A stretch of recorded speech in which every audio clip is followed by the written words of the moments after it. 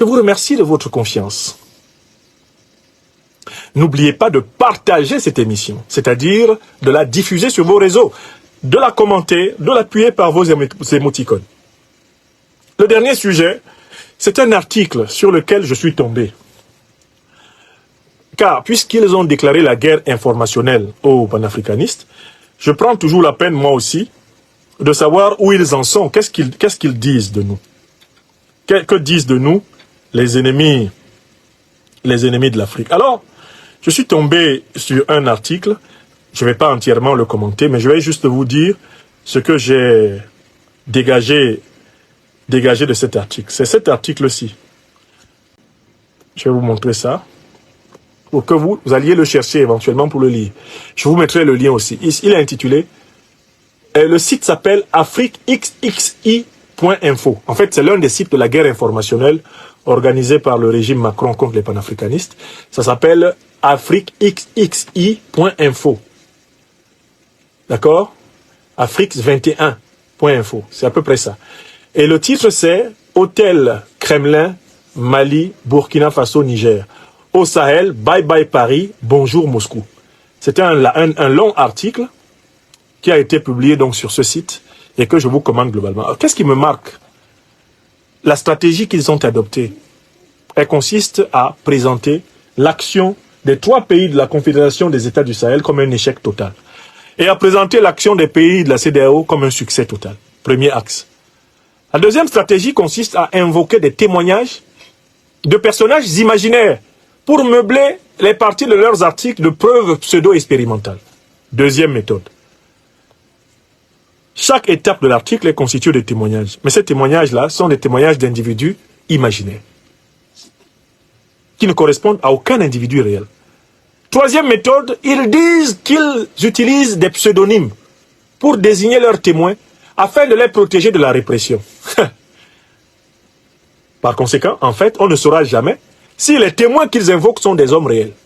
Puisque le motif étant de les protéger de la répression des dirigeants de l'AES, eh bien, chacun peut donc inventer le personnage de son choix et, sous couvert de le protéger contre la répression, lui faire vivre une existence imaginaire, une existence romanesque.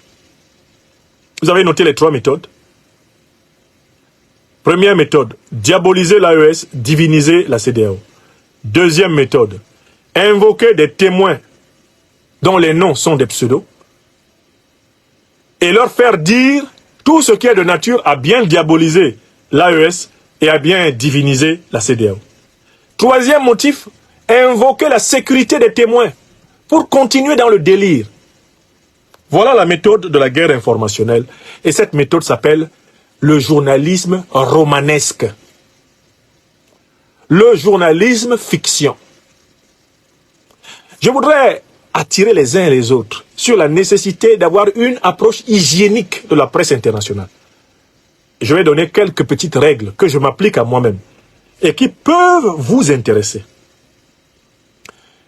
Lorsque vous lisez la presse internationale, avant de lire un article, assurez-vous que vous connaissez le journal qui héberge l'article et que vous en connaissez les propriétaires.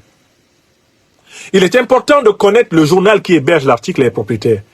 Ceci vous donne une idée du commanditaire de la ligne éditoriale du journal. Ça, c'est la première chose qu'il faut faire. Il ne faut pas lire naïvement les articles, comme étant des informations généreuses qui sont à votre disposition. Qui écrit? Pour qui? Qui paye? C'est important. Deuxième élément, quand vous lisez un article qui parle de l'Afrique, intéressez-vous aux sources, aux références factuelles qui sont évoquées dans l'article.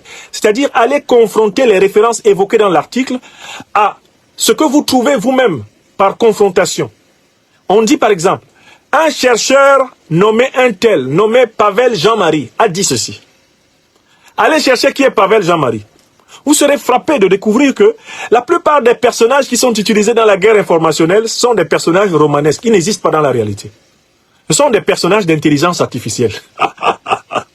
Deuxième méthode. Qui est-ce qu'on cite? Allez voir les sources, les références qu'on cite, si elles existent. Et puis, troisième méthode. C'est extrêmement important, quoi qu'on lise, de se poser la question de savoir à qui cela profite. C'est-à-dire que finalement, la thèse qui est défendue par l'article, quel est le groupe politique qui va en tirer un intérêt? Voilà les 3 axes.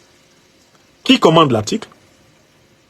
Ensuite, quelles sont les preuves, les références empiriques sur lesquelles l'article s'appuie?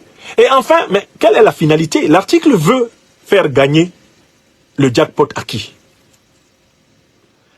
Il est important que les Africaines et les Africains ne lisent plus les articles sans se poser ces 3 catégories de questions. Si vous regardez des chaînes de télé, vous lisez des journaux, vous parcourez des sites web, sans vous imposer cette triple distanciation critique, vous êtes endoctriné.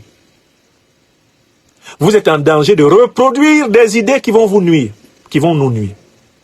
Mais cette méthode s'applique même à ce que moi-même je vous dis. Quand moi, votre serviteur, je vous dis des choses, appliquez ce que je viens de vous dire à mon propre discours. D'où est-ce que je tire la légitimité pour parler? Qui est derrière moi? Vous devez le savoir, vous devez chercher à le savoir.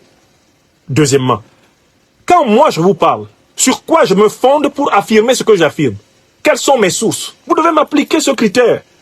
Je ne m'exonère pas de ce critère. Et enfin, mais ce Franklin Nyamsi ou Cameroun ou Africa qui nous parle, quel est son objectif? À qui profitent les idées qu'il produit? En quoi les idées qu'il produit transforment-elles positivement notre vie? Vous devez vous poser systématiquement ces 3 types de questions quand vous êtes confronté à des textes médiatiques, quand vous êtes confronté à des exposés. Il faut que l'Afrique devienne un public critique.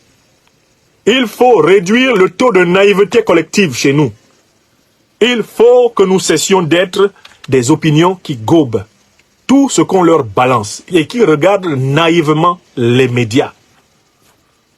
Nous devons regarder tous les médias avec une distanciation critique. Et je dis, appliquez ce que je viens de dire à moi-même qui vous parle. Et il faut l'appliquer à nos hommes politiques que nous aimons le plus. Et il faut l'appliquer à nos dirigeants que nous aimons le plus. Et alors, l'appliquer de la même façon, avec la même rigueur à tout discours qui est produit devant nous. C'est ainsi que nous allons vraiment bâtir une opinion africaine forte, une opinion africaine puissante. Voilà, mes chers amis, la conversation que je voulais vous proposer ce soir. Ça fait 1h49 que je vous parlais. Je suis très heureux que vous m'ayez accompagné à presque 10 000 d'entre vous dans cette émission où j'espère avoir atteint les objectifs que je m'étais fixés. Dénoncer l'agression terroriste algérienne contre l'Afrique noire, qui se concentre actuellement par l'intervention aérienne de l'armée algérienne contre le Mali et au profit des terroristes. Il s'agissait de condamner la doctrine belliciste incarnée par le général Thierry Bucquart, incapable de penser un monde multipolaire, un monde partagé, et déterminé à ne penser le monde que comme un monde de guerre permanente. Et il s'agissait, dans cette émission, d'analyser les stratégies de mes ennemis jurés, les moutons de la Ouattari et les néo-ennemis dakarois, les émotifs, pour montrer que tous les arguments qu'ils pondent contre moi glissent comme de l'eau sur l'écaille d'un poisson frais et vigoureux. Et enfin, il s'agissait de proposer 3 mécanismes de vigilance à notre peuple face à la guerre informationnelle qui lui est imposée par la France-Afrique. J'espère sincèrement avoir atteint du mieux que je pouvais chacun de ces objectifs et avoir joué avec chacune et chacun d'entre vous, ici même, carte sur table. C'était cela l'objectif. Je redonne la parole à mon doyen bien-aimé. Maintenant, c'est à vous. Réagissez en commentaire, partagez vos réflexions et vos idées. Si cette vidéo vous a éclairé, n'hésitez pas à l'aimer et à la partager avec vos amis. Ensemble, nous construisons l'Afrique de demain. Restez connectés sur Afrique Diverse TV pour encore plus d'informations et de débats passionnants. À très bientôt.